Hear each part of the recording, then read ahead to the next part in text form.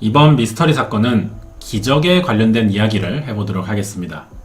기적의 뜻은요, 보편적인 상식으로 생각할 수 없는 기이한 일이나 신 아니면 초월적인 존재로부터 일어났다고 믿어지는 불가사의한 현상을 말합니다.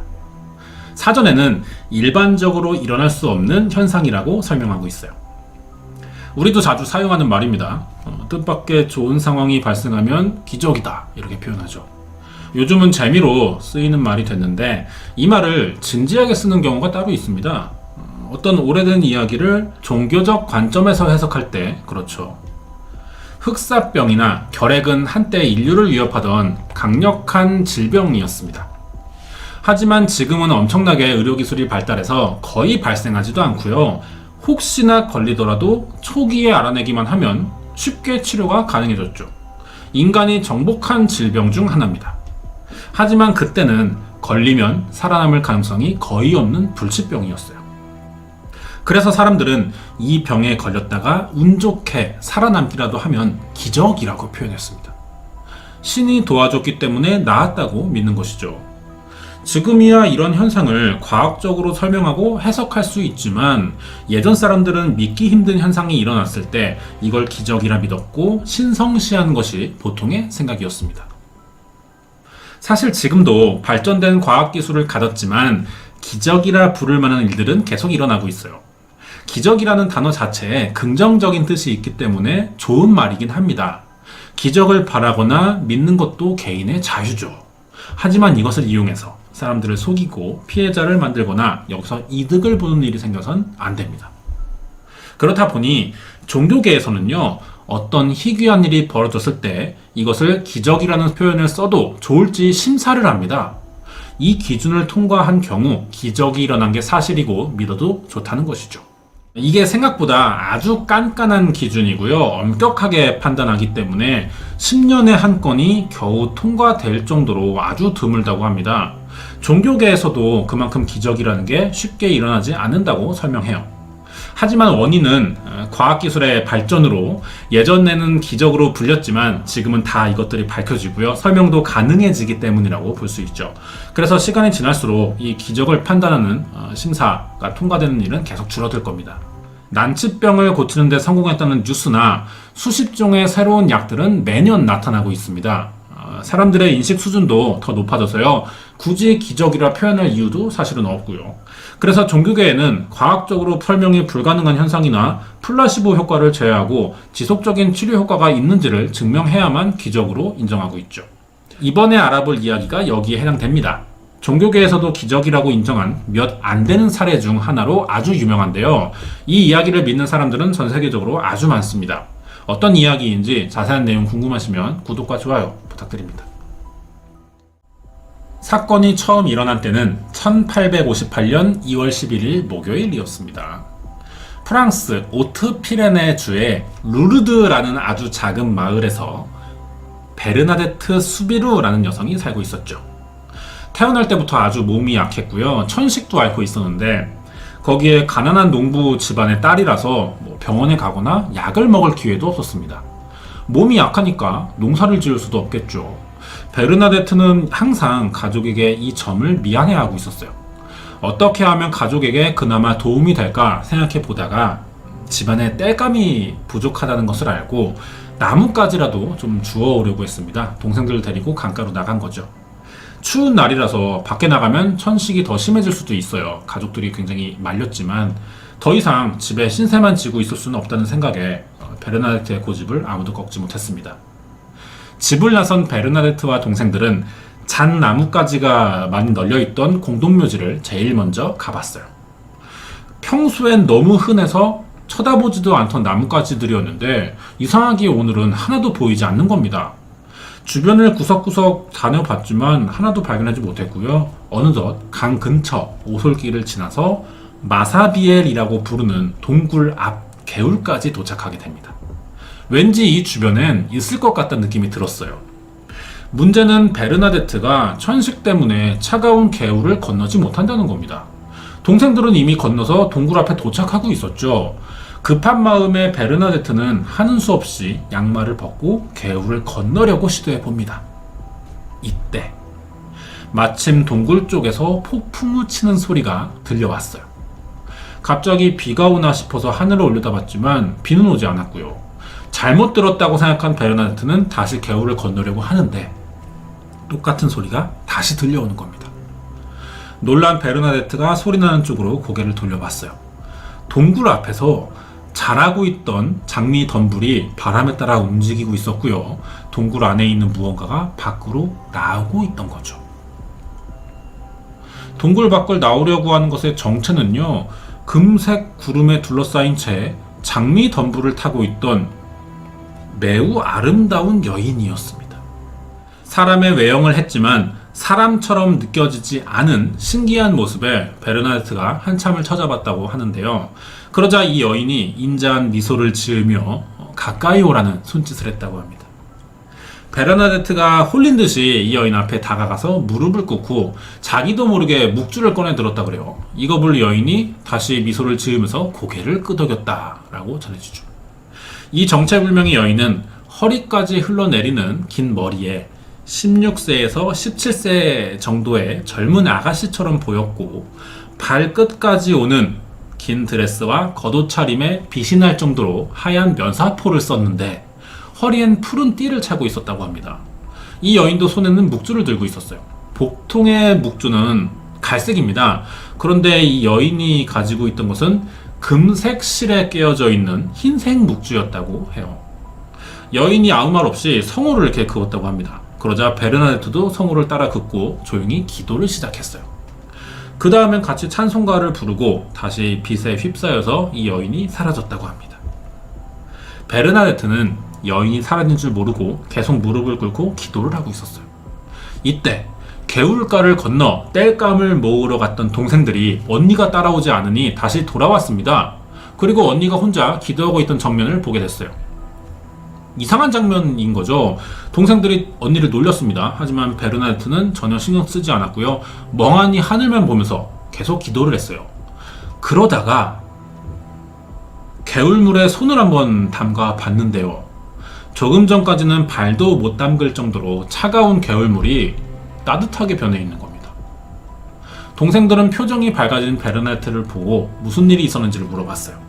그러자 부모님에게 비밀로 하자는 조건에 모든 이야기를 해줬습니다. 베르나데트는 집에 돌아왔지만 낮에 만난 그 여인이 계속 생각이 났어요. 그러다 저녁 식사 자리에서 기도를 하던 중에 뭔가 불길한 일을 겪은 것일지도 모른다는 생각에 갑자기 울기 시작합니다. 가족들이 놀랬죠. 엄마가 무슨 일이 있었는지 물어봤지만 베르나데트는 말을 하지 않았습니다. 그러자 어쩔 수 없이 동생들이 낮에 들은 부모님께 비밀로 하자는 그 이야기를 꺼낼 수밖에 없었던 거죠. 이야기를 들은 엄마는 베르나데트에게 환영을 본 거니까 괜한 생각하지 말자고 다시는 동굴에 가지 말라는 당부를 했습니다. 하지만 베르나데트는 그 뒤로 계속 동굴에서 만난 이 여인이 생각났고요. 또 만나고 싶어졌죠. 결국 며칠 뒤인 일요일 다시 엄마의 허락을 어렵게 받고 이 마사비엘 동굴로 향하게 됩니다. 베르나데트는 이 일을 아무에게 알리고 싶지 않았어요. 하지만 동생들이 이미 여기저기 말하고 다닌 탓에 이 이야기를 모르는 사람들이 아무도 없었습니다. 소문이 나자 마을에 사는 아이들이 베르나데트를 따라왔고요. 걱정이 된 부모들은 정체불명의 여성이 사탄일지도 모른다는 생각에 작은 성수를 담아서 보내줬다고 합니다. 동굴 앞에 도착하자 베르나데트는 여인을 처음 본 날처럼 무릎을 꿇고 다시 기도를 했어요. 그러자 약속이라도 한 듯이 그때 그 여인이 나타났습니다. 자신의 기도가 통했다는 생각에 흥분한 베르나데트는 동굴 앞을 가리키며 저기에 그분이 계신다 라고 주변에 알렸지만 신기한 건요, 다른 아이들 눈에는 아무것도 보이지 않았다는 겁니다. 아이들은 베르나데트가 악마에 홀린 것 같다고 생각했는지 성수를 주면서 그 여자에게 뿌리라고 소리 질렀어요. 하지만 베르나데트는 성수를 모두 땅에 흘려버렸습니다. 여인을 보기 위해 많은 아이들이 몰렸지만 베르나데트만 볼 수 있었고요. 결국 수수께끼에 이 여인이 누구인지 정체를 알아낼 수는 없었죠. 그리고 베르나데트는 갑자기 쓰러집니다. 꿈쩍도 하지 않자 죽었다고 생각한 아이들이 주변 어른을 찾아가 도움을 요청했고요. 근처에 방앗간이 있었어요. 여기 주인과 동생이 달려와서 베르나데트를 흔들어 봤습니다. 하지만 의식이 없던 거죠. 심각함을 느낀 방앗간 주인은 성인 남성들을 더 불렀어요. 강제로 자신의 집에 들어 옮겼고 상태가 좋지 않으니 가족에게 알렸습니다. 베르나데트는 한참 뒤에 깨어나는데요. 소식을 들은 엄마가 달려와서 무슨 일이 있었는지를 묻자 베르나데트는 이 마사비엘 동굴에서 그 여인을 다시 만나 같이 기도하고 찬송가를 부르며 즐거운 시간을 보냈다고 대답했습니다. 가족들이 어이가 없었어요. 방앗간 주인에게서 딸의 상태가 심상치 않다는 이야기를 듣고 죽었을지도 모른다는 생각에 달려왔는데 정작 딸은 헛소리에 가까운 이야기만 했고요. 같이 간 아이들은 아무것도 보지 못했다고 말하니까요.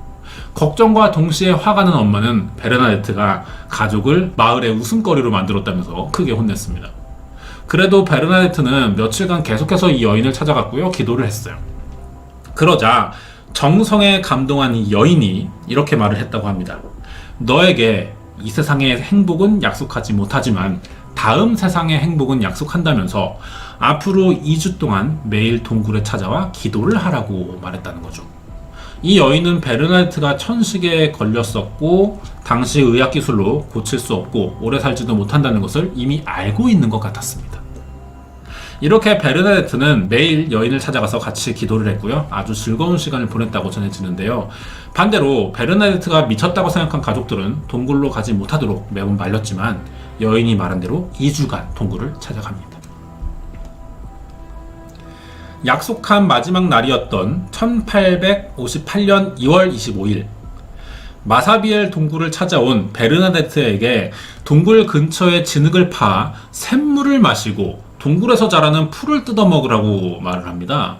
베르나데트는 아무런 의심 없이 여인의 말을 모두 따라한 뒤 무릎을 꿇고 성을 또 그었어요. 이때 베르나데트가 무슨 일을 하는지 궁금해한 마을 사람들이 동굴까지 따라옵니다. 이상한 행동만 하는 걸 보고 드디어 실성했다고 생각했죠. 그런데 잠시 후 베르나데트가 팠던 진흙 구덩이에서 조금씩 물이 차오르더니 뿜어져 나왔고요. 물줄기를 잃었고 샘이 돼버린 거예요. 사람들이 깜짝 놀랐어요. 흙탕물이 샘물로 바뀌는 것을 직접 봤으니까 이젠 정말 신성한 존재가 베르나데트 앞에 나타났다고 믿을 수밖에 없었죠. 이 일로 베르나데트가 어떤 존재의 계시를 받았다는 소문이 루르드 마을에 퍼졌고 샘물에는 신비한 힘이 있을 것이라 생각한 마을 사람들이 찾아와서 마시거나 이 물로 몸을 씻기 시작합니다. 그러자 아주 신기한 일도 벌어지는데요. 물을 마시던 사람 중에요, 불치병에 걸린 사람들이 있었어요. 이 사람들의 병이 깨끗하게 나았다는 겁니다. 이 소문이 다시 빠르게 퍼지면서 베르나데트를 따라 여인을 만나고 기도를 하러 동굴을 찾는 사람들이 수천 명으로 늘어납니다. 이렇게 루르드 마을에서 일어난 기묘한 현상을 두고 사람들은 루르드샘의 기적이라고 불렀고요. 이 이야기는 프랑스 전 지역으로 퍼지게 됩니다. 하지만 기적을 보러 찾아온 수많은 사람들로 사회에 혼란이 올지도 모른다고 생각한 프랑스 정부는 마사비알 동굴에 출입 금지 명령을 내렸고요. 울타리로 입구를 막아뒀죠. 누구도 여기를 들어가면 엄중한 처벌을 내린다고 했습니다. 하지만 베르나데트는 경비가 허술해진 밤마다 동굴을 찾아갔고 울타리 밖에서 여인을 향해 기도했고요. 이 여인은 매번 나타나서 베르나데트와 같이 시간을 보냈다고 합니다. 여기서 이상한 점 하나는 이 여인은 자신이 누구인지 한 번도 밝힌 적이 없다는 거예요. 베르나데트도 이 여인이 누구인지 궁금했어요. 하지만 정작 물어본 적은 없었죠. 이렇게 며칠을 만나다가 결국 한번 물어봅니다. 한 달째가 되는 3월 25일에 누구인지 물어보는데요. 여인은 대답 대신 미소만 지었다고 합니다. 하지만 베르나데트가 계속해서 물어보자 자신은 원죄 없는 잉태이다 라는 대답을 했다고 전해져요. 베르나데트는 이 말의 뜻이 뭔지 전혀 알 수 없었습니다. 하지만 기억해 두기로 했죠. 그런데 얼마 안 가서 이 여인이 다시 나타나지 않았다고 그래요. 베르나데트도 더 이상 마사비엘 동굴로 가지 않았고 사람들에게 이 여인을 만났다고 말하지도 않았습니다. 자연스럽게 마사비엘 동굴과 루르드 샘은 잊혀지게 되죠. 프랑스 정부는요, 이때까지 계속 마사비엘 동굴 출입을 통제하고 있었어요. 하지만 7개월 뒤인 1848년 7월 나폴레옹 3세의 명령으로 다시 출입을 허가합니다. 그러자 루르드 샘물에서 기적을 보려는 사람들이 다시 몰려들었고요. 베르나데트가 만났다는 여인의 정체에 대해서 한 번 더 궁금증을 가지게 됐죠. 사람들은 이번에 교회 측의 의견도 들어보고 싶었습니다. 베르나데트가 만나본 이 여인이 성모 마리아일지도 모른다는 생각을 하게 된 거예요. 하지만 사람들의 기대와 다르게 교회는요, 루르드 샘물의 기적에 대해서 아주 부정적인 입장이었습니다. 베르나데트가 관심을 끌기 위해 거짓말했을 가능성도 있고, 시간이 지나면 자연적으로 샘물이 될 수도 있었던 토양을 파내서 이 시간을 좀 더 앞당겼을 뿐이다, 이런 가능성도 있었거든요. 교회는 이 사건이 우연히 맞아 떨어지게 되면서 벌어진 일이라고 생각했고요. 이 사건을 종교와 연결시킨다면 자신들에게 피해가 갈지도 모른다는 생각을 했습니다. 하지만 사람들은 교회의 대답을 어떻게든 듣고 싶어 했어요. 이럴 때일수록 교회가 나서서 정확한 원인을 설명해줘야 한다고 생각한 거죠. 시간이 지나도 사람들의 질문은 끊이지 않았고요. 이 사태를 계속 무시할 수는 없었기 때문에 결국 교회는 조사위원회를 조직하게 됩니다. 조사위원회는 소문의 시작이었던 베르나데트를 찾아가서 여인이 자신을 누구라고 밝혔는지 물어봤어요. 그러자 베르나데트는 그 전에 들었던 대로 나는 원죄 없는 잉태다 라고 대답한 겁니다. 신기한 건 이 대답 한 번으로요, 교회 측이 베르나데트의 말과 루르드 샘이 사실이라고 믿었어요. 1860년 1월 18일 교회 지역 교구장이 직접 동정 마리아께서는 참으로 베르나데트 수비루에게 나타나셨다라고 인정하는 발표도 합니다. 궁금한 점이 많은 이야기지만요, 여기서 한 가지는 짚고 넘어가야 합니다. 베르나데트가 말한 원죄 없는 잉태이다라는 말이 참 해석하기 힘든 표현인 것 같아요. 여기에 왜 이 말 한 번으로 교회는 성모 마리아가 나타났다고 믿었던 걸까요? 이 말이 왜 증거가 되냐는 겁니다. 1854년 12월 8일 교황인 피우스 9세가 형언할 수 없는 하느님이라는 문서를 통해 하느님의 계시를 받은 마리아가 죄 없이 그리스도를 잉태하였다는 무원죄 잉태설이 가톨릭 신자라면 기본적으로 믿어야 하는 교리라고 주장한 적이 있는데요. 이 교회 용어를 베르나데트 같은 가난한 소장농의 아이가 알 리가 없을 뿐더러 이해할 수도 없을 거라고 생각했기 때문에 이런 말을 알고 있다는 것은 곧 성모 마리아를 만났기 때문이라고 밖에 설명할 수 없기 때문에 이 말이 사실이라고 확신할 수 있었다고 합니다. 이렇게 루르드 샘물과 성모 마리아의 이야기는 교회에서도 기적이라고 공식적인 인정을 받았지만 당사자인 베르나데트는 여기에 큰 의미를 두지 않았고요. 22살이 되던 1866년에 프랑스 네베에 위치한 자의 수도원에 들어가서 수녀로 살게 됐어요. 그렇지만 워낙 태어날 때부터 몸이 약했던 데다 천식까지 겹쳐서 수도원 생활 대부분을 병상에서 보냈고요. 1879년 4월 16일 35살에 폐결핵으로 사망하게 됩니다. 베르나데트의 묘는 교회에 지어졌어요. 그리고 사망한 지 30년 만인 1909년 9월 22일에 종교인으로서 훌륭한 삶을 산 사람에게만 내려진다는 성인이라는 칭호를 받게 되면서 묘가 이장됩니다. 놀라운 일은 무덤 발굴 작업 도중에 한 번 더 벌어졌어요. 무덤 속에 있던 베르나데트의 시신이 전혀 부패되지 않은 채 생전 모습 그대로 30년 동안 멀쩡히 보관되고 있었던 겁니다. 교회 관계자들은 베르나데트가 마리아의 가호를 받고 있다고 생각할 만큼 놀라움을 감추지 못했죠. 그리고 다시 16년 뒤 시신을 꺼내서 이렇게 일반인들이 볼 수 있도록 투명한 관에 보관해 전시하기로 합니다. 베르나데트가 사망한 지 100년이 지난 오늘도 이 시신은 썩지 않고 그대로 보존되고 있어요. 여기까지가 루르드 샘물의 기적과 성녀 베르나데트의 이야기인데요. 굉장히 신기한 일이죠. 모든 생명체는 활동이 정지되는 순간 부패될 수밖에 없습니다. 그런데 100년간 썩지 않고 있다는 것은 종교에서 말하는 기적 외에 설명할 수 있는 단어가 딱히 없어요. 성모 마리아의 가호를 정말로 받은 것 같습니다. 그런데 이건 알려질 이야기일 뿐이라는 거죠. 세상엔 알려진 이야기와 실제가 다른 경우를 아주 많이 찾아볼 수 있습니다. 미스터리 사건은요, 모든 현상에 대해 이성적이고 냉정한 판단을 하는 콘텐츠입니다. 이번 내용이 과연 사실일지 지금부터 성녀 베르나데트와 루르드 샘물의 기적에 대한 진실을 알아보도록 하겠습니다.